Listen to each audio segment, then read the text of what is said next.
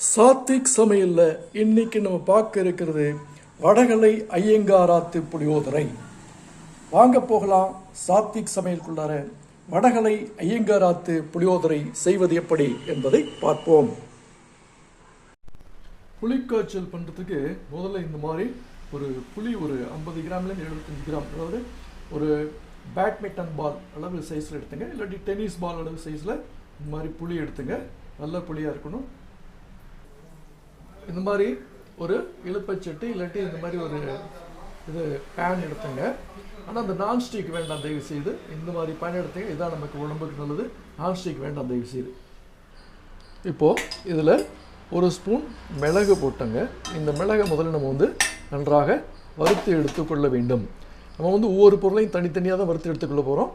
என்னன்னு பாருங்கள், எல்லா இன்க்ரீடியன்ஸும் இந்த மாதிரி வறுத்து எடுத்துப்போம் தனித்தனியாக. நிதானமாக பாருங்கள். அடுத்தாப்பில் மிளகா, ஒரு காஞ்ச மிளகா, அதாவது உருண்டை மிளகா இருக்கலாம், நீட்ட மிளகா ஒரு 10-15 எடுத்துங்க. காரம் அதிகமாக வேணும்னா 15, காரம் கம்மியாக இருக்குன்னா ஒரு 10 மிளகாய் எடுத்துங்க. அந்த 10 மிளகாய் இதே மாதிரி ட்ரையாக தான் வறுத்துக்கணும். எண்ணெய் எல்லாம் போட வேண்டாம், சும்மா ட்ரையாக அப்படியே வறுத்துட்டா போகிறோம். இப்படி ஒவ்வொரு பொருளையும் நம்ம வறுத்து எடுத்துக்கணும். முதல்ல மிளகு, அப்புறம் மிளகாய் இல்லையா. மிளகாய் எடுத்தப்புறம் நம்ம என்ன பண்ணலாம், இந்த இது இருக்கு இல்லையா, அதாவது அந்த கடலைப்பருப்பு, அது ஒரு ஸ்பூன். அந்த கடலைப்பருப்பையும் ட்ரையாகவே வறுத்து எடுத்துங்க. இப்போ கடலைப்பருப்பை வறுத்துக்கிறோம். கடலைப்பருப்பு ஒரு ஸ்பூன் வறுத்து எடுத்துட்ட பிறகு வெந்தயம் ஒரு ஸ்பூன் போட்டு அந்த வெந்தயத்தையும் இந்த மாதிரி வறுத்து எடுத்துக்கொள்ள வேண்டும். அதற்கு பிறகு வெந்தயம் வறுப்பட்ட பிறகு அந்த வெந்தயம், அப்புறம் இந்த பெருங்காயம், இந்த கட்டி பெருங்காயம் தான், கட்டி பெருங்காயம் இதில் போட்டு வறுத்து எடுத்து அதையும் எடுத்து நம்ம போட்டுக்கொள்ள வேண்டும். இப்போ எல்லாத்தையும் என்ன பண்ணணும், ஒரு தனியாக ஒரு ஜார்லேயோ தனியாக ஒரு பிளேட்லேயோ போட்டு, இல்லை ஒரு கப்பில் போட்டு ஆற விட வேண்டும். இந்த மாதிரி எல்லாத்தையும் இப்போ இந்த வறுத்த பொருள் எல்லாம் இதில் எடுத்து வச்சுக்கோங்க இல்லையா. இதுக்கு கொஞ்ச நேரம் ஆறணும்.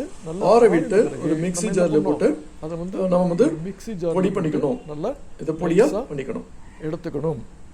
இப்போ இந்த அதே மாதிரி கட்டி பெருங்காயத்தையும் ஒரு சிறிய கட்டி இதை இருக்கு பார்த்தீங்களா, இந்த மாதிரி எடுத்துங்க. கட்டி பெருங்காயம் தான் ரொம்ப நல்லா இருக்கும் வாசனையாக, அதனால கட்டி பெருங்காயம் எடுத்துங்க.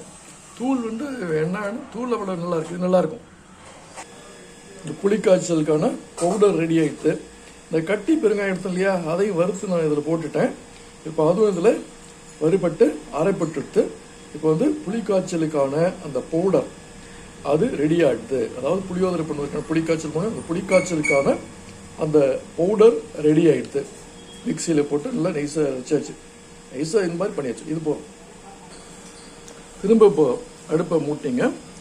இப்போது அந்த வானலியில், இந்த கடாயில் இந்த மாதிரி 100 மில்லிகிராம் நல்லெண்ணெய் எடுத்திருக்கேன். இந்த நல்லெண்ணெயை இதில் ஊற்றிக்கணும். புளியோதரைக்கு சரி, புளி சாதத்துக்கும் சரி, நம்ம சுத்தமான, அதாவது ஒரிஜினல்னா சும்மா கடையில் விலை அதிகமாக கொடுத்து வாங்கினா அது ஒரிஜினல் அப்படி இருந்துச்சு, அந்த மாதிரி கிடையாது.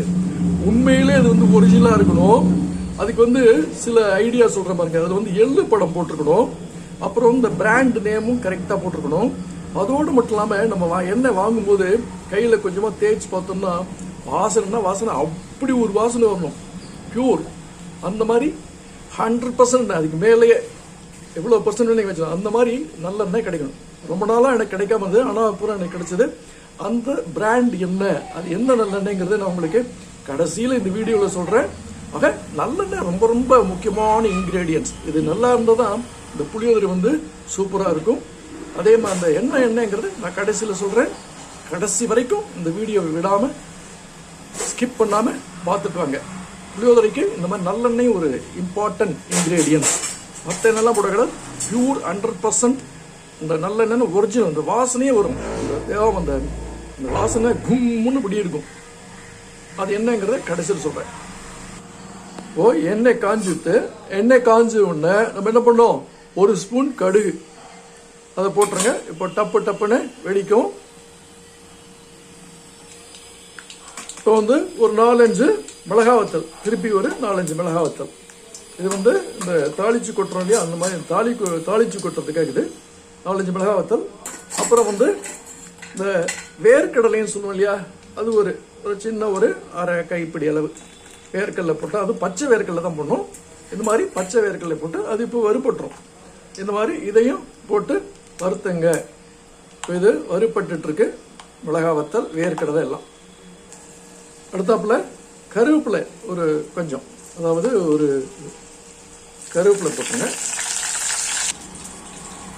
நான் ஏற்கனவே உங்கள்கிட்ட புளி காட்டினேன் இல்லையா, அந்த புளியை வந்து நல்லா கரைச்சி வச்சுருக்கேன். ஒரு 1 hour 1.5 மணி நேரம் ஊற வச்சு நல்லா வந்து இதாகிட்டு இந்த ஊரில் புளியை இப்போ வந்து கரைச்சி நல்லா ஃபில்டர் பண்ணி எல்லாம் வச்சுருக்கேன் நல்லா அப்படியே. இப்போ வந்து அந்த புளியை வந்து அந்த புளிக்கரசில் வந்து நாம் இதில் இப்போ ஊற்றணும்.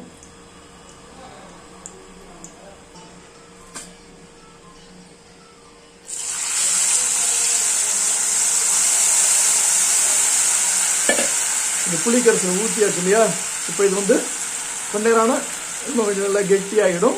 அப்போ வந்து நம்ம என்ன பண்ணணும், அந்த பவுடர் போடணும்.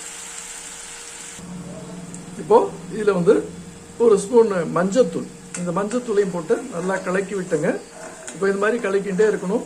இது வந்து திக்காகி அந்த மைசூர் பா மாதிரி அல்வா மாதிரி வரும் பார்த்தீங்களா, அந்த நெய்யெல்லாம் விட்டுட்டு அது மாதிரி எண்ணெயெல்லாம் விட்டுட்டு வர அது மாதிரி வரதுக்கும் நம்ம வந்து இது மாதிரி அப்பப்போ கொஞ்சம் கலரி விட்டுட்டு இருக்கணும். அப்போது வந்து இது எப்படியும் வந்து மினிமம் ஒரு 1/2 மணி நேரம் இல்லாட்டி ஒரு 20லேருந்து ஒரு 25-30 நிமிஷம் ஆகும். அப்படியே அந்த இது வந்து இந்த பேஸ்ட் மாதிரி அப்படியே வரும். அது வரைக்கும் நம்ம என்ன பண்ணுவோம், இந்த மாதிரி அப்பப்போ கிளறி விட்டுன்னு இருக்கணும். எண்ணெயெல்லாம் விட்டுடும், அடிக்கடி கிளறினா போதும், கைவிடாமல் அதெல்லாம் ஒன்றும் தேவையில்லை. இப்போ நம்ம மஞ்சப்பொடி போட்டுருக்கோம் இல்லையா, அடுத்து இப்போ வந்து கொதிக்க வந்துட்டு இல்லையா, அந்த ஏற்கனவே தயார் பண்ணி வச்சுருக்கோம் இல்லையா புளியோதரை பவுடர், அதை இப்போ இதில் போட்டு மிக்ஸ் பண்ணிக்கலாம். இப்போ இந்த புளியோதரை பொடியை அதில் நம்ம போட்டு கலந்து மிக்ஸ் பண்ணிக்க போகிறோம். மேக்ஸிமம் எல்லா பவுடருமே நான் போட்டுட்டேன். கொஞ்சோண்டு வச்சுருக்கேன், ஒரு 2 ஸ்பூன். ஏன்னா சப்போஸ் புளிக்காய்ச்சல் இருந்தால் அப்படியே நம்ம வந்து எடுத்து வச்சுக்கலாம். ஒரு கிளாஸ் பாட்டில்லையோ இல்லை பீங்கான் ஜார்லையோ போட்டு வச்சோன்னா ஃப்ரிட்ஜில் எடுத்து வச்சோம் அது வாட்டில் கிடைக்கும். எப்போ வேணுமோ நம்ம வந்து சாதத்தில் போட்டு பிழைஞ்சி சாப்பிட்டுக்கலாம்.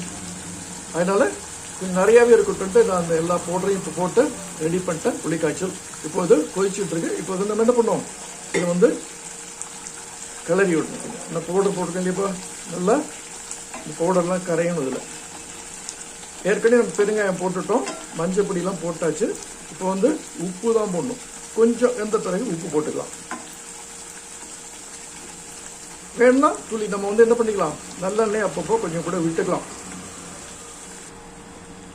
இப்போது இதை வெந்துன்னு நம்ம என்ன பண்ணலாம், இப்போது தேவையான உப்பு கொஞ்சமாக போடுங்க. ஏன்னா கொஞ்சமாக போட்டால் நம்ம தேவையான சாதத்துக்கு வந்து கொஞ்சம் பவுடர் உப்பு போட்டு மிக்ஸ் பண்ணிக்கலாம்.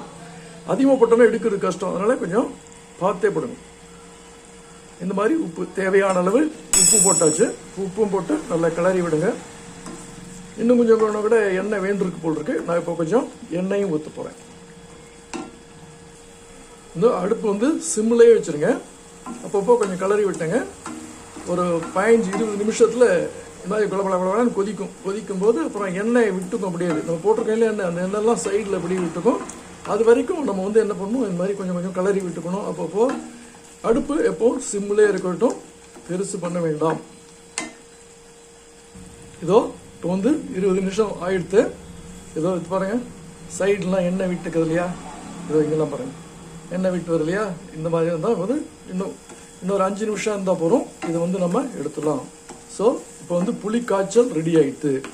புளியோதரை ரெடி ஆகிட வேண்டியதான். இதை எடுத்து மிக்ஸ் பண்ணி போட்டாச்சுன்னா அவ்வளோதான், புளியோதரை ரெடி. பாருங்கள் எண்ணெய் எல்லாம் விட்டுக்கிறது பாருங்க, சைடில் எப்படி அல்வா மைசூர் பா பண்ணும்போது விட்டுக்குவோம் அந்த மாதிரி எண்ணெய் விட்டுக்கணும். வந்து ஆல்மோஸ்ட் ரெடி. இந்த மாதிரி சாதத்தை எடுத்து கொஞ்சம் ஆற போட்டோங்க. அப்போ தான் வந்து சாதம் நல்லா உதிரியாக இருக்கணும் இதுக்கு புளியோதரைக்கெல்லாம். இப்போ இதில் வந்து போட்டிருக்கேன் இல்லையா, ஆற விட்டுருக்கோம். உதிரியாக இருக்கணும் சாதம், அப்போ தான் நல்லாயிருக்கும். ஆனால் நல்லா வெந்திருக்கணும். ஸோ 25 நிமிஷம் ஆகிடுத்து. இப்போ ஆல்மோஸ்ட் கம்ப்ளீட்டாக ரெடி ஆகிடுது. இப்போ நம்ம என்ன பண்ணோம், சாதத்தில் ஊற்றி சாப்பிட வேண்டியதான். கொஞ்சம் ஆறட்டும், ஆற விட்டலாம் கொஞ்ச நேரம். இந்த கொதியெல்லாம் நிற்கட்டும். இந்த புளியோதரை பவுடர் இருக்கு இல்லையா, அதை கொஞ்சம் மேலே இப்படி தூவிக்கலாம். இப்போ நம்ம வந்து கலந்து விட்டாச்சு. இதோ சூப்பரான புளியோதரை ரெடி ஆகிடுது. இந்த புளியோதரை பேர் வந்து வடகலை ஐயங்காராத்து புளியோதரை. இதோ நம்ம இன்னைக்கு செய்து காட்டிட்டோம் உங்களுக்கு, வடகலை ஐயங்காராத்து புளியோதரை. மறக்காமல் நீங்கள் என்ன பண்ணுறீங்க, நம்முடைய சேனலை சப்ஸ்கிரைப் பண்ணிக்கிறீங்க. அப்புறம் உங்கள் ஃப்ரெண்ட்ஸு ரிலேட்டிவ்ஸ்க்கு ஷேர் பண்ணிக்கிறீங்க. அதுக்கப்புறம் வந்து லைக் பண்ணுறீங்க, மறக்காமல் சப்ஸ்கிரைப் பண்ணுங்கள். பக்கத்தில் இருக்கிற பெல் ஐக்கான் பட்டத்தையும் பண்ணுங்கள். அப்போ தான் உங்களுக்கு வந்து தொடர்ந்து நம்ம சாத்விக் சமையலுடைய எல்லா ப்ரோக்ராமும் எல்லா ஐட்டம்ஸும் உங்களுக்கு வந்துட்டுருக்கும். நிறைய செய்து நல்லா சாப்பிட்லாம். மறக்காமல் சப்ஸ்கிரைப் செய்யவும். இதோ ரெடி ஆகிடுத்து. வடகலை ஐயங்காராத்து புளியோகரை ரெடி ஆகிடுத்து.